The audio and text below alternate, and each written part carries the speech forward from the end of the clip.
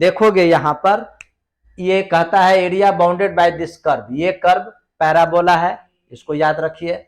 ये straight line है, ये y इक्वल टू 0 खुद x एक्सिस होता है। तो इन तीनों के द्वारा घिरा हुआ पार्ट और एक चौथा है ये सर्कल, इस सर्कल का आउटसाइड का एरिया, पार्ट का एरिया निकालना है। तो इसका स्केचिंग जब तक करोगे नहीं तो समझ में नहीं आएगी, और इसका स्केचिंग अगर आता नहीं है तो डिस्क्रिप्शन में उसका लिंक हम डाल देंगे। स्केचिंग करने का तरीका आप वीडियो देखकर सीख सकते हैं। चलिए हम स्केचिंग करते हैं राइट वार्ड पैराबोला। यहाँ देखोगे ये स्ट्रेट लाइन है x plus y equal to 3, ये बहुत सिंपल है।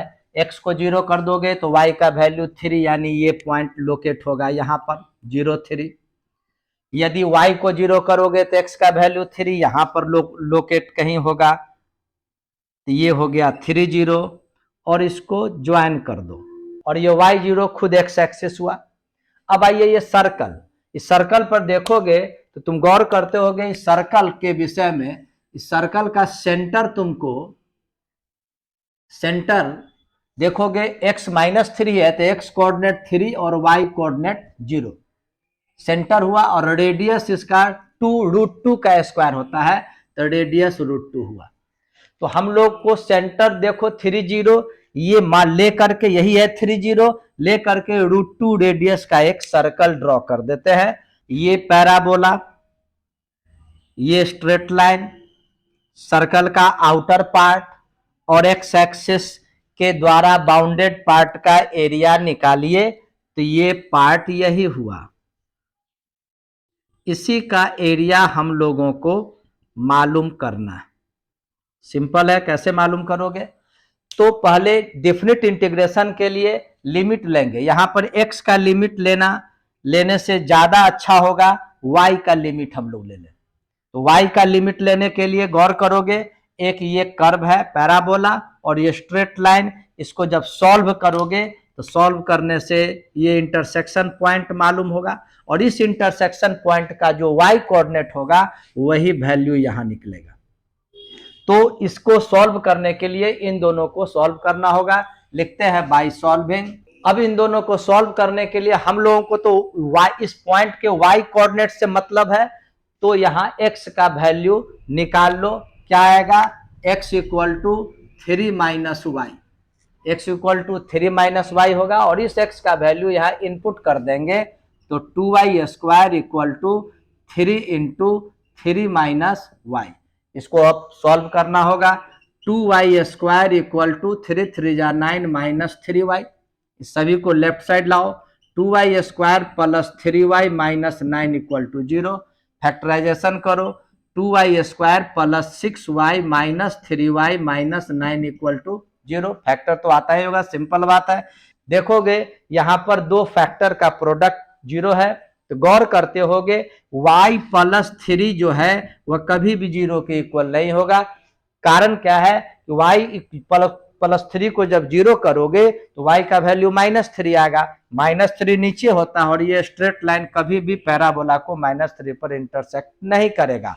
इट मीन्स यानी ये 2y -3 इक्वल टू 0 होगा, देयरफॉर y इक्वल टू 3/2। तो ये जो पॉइंट, ये पॉइंट का y कोऑर्डिनेट 3/2 निकला, तो इसका भी वैल्यू हो जाएगा 3/2। अब देखो ये जो ब्लू लाइन का जो पार्ट है उसका एरिया मालूम करने के लिए क्या क्या करना होगा। 0 से लेकर 3/2, ये जो स्ट्रेट लाइन है इसके y को इंटीग्रेट करेंगे तो पूरे ये ट्रेपीजियम जो दिख रहा है इसका एरिया मालूम हो जाएगा। उसमें माइनस करेंगे 0 to 3/2, ये पैराबोला के y को इंटीग्रेट करके ये व्हाइट वाला पार्ट माइनस कर दोगे, और ये सर्कल के अंदर वाला पार्ट व्हाइट को माइनस करोगे, है कि नहीं? तो ये पहली बात यह जानो कि सर्कल के ये पार्ट का एरिया कितना होगा।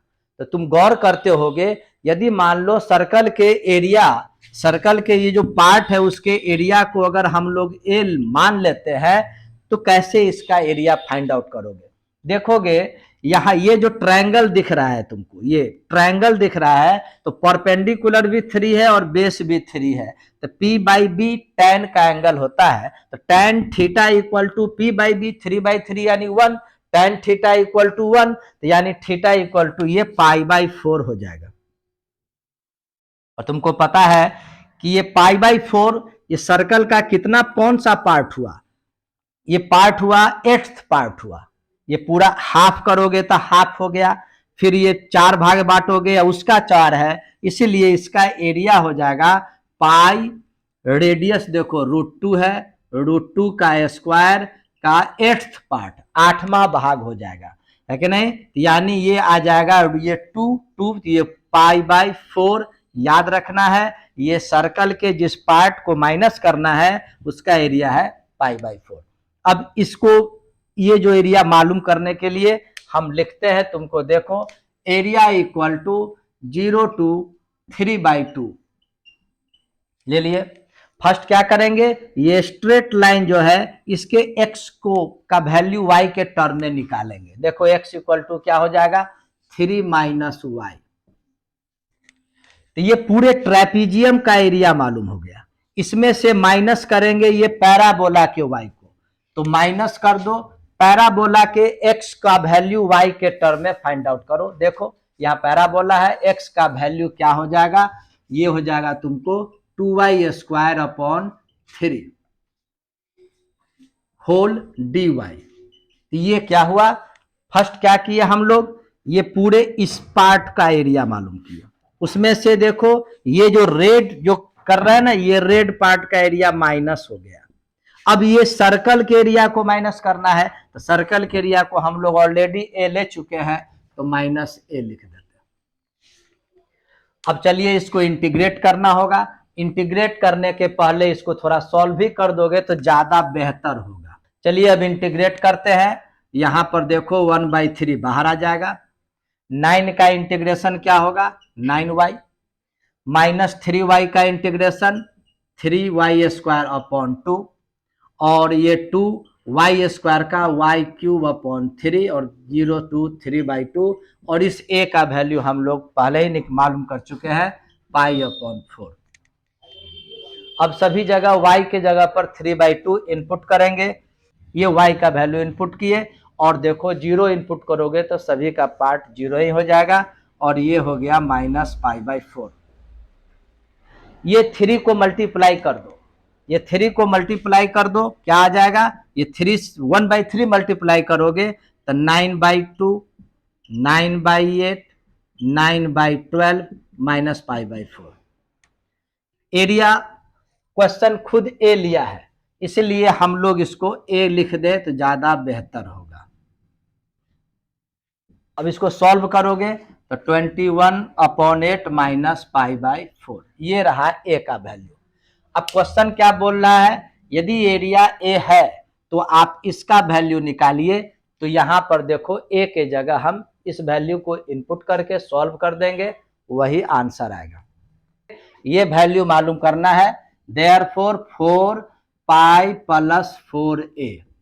सिंपल, अब a का वैल्यू इनपुट करके सॉल्व कर देना है। तो देखो 4π + 4 इंटू a का वैल्यू लिख दो 21/8 -π/4। सॉल्व कर दो, ये हो गया पाई, ये क्या हो जाएगा 4 जब मल्टीप्लाई करोगे तो ये कैंसिल होकर ये आ जाएगा 21/2, और ये 4 ये कैंसिल करके -π, ये पाई और ये पाई कैंसिल, ये 4 × 21/2 2 × 4, आंसर हो गया 46।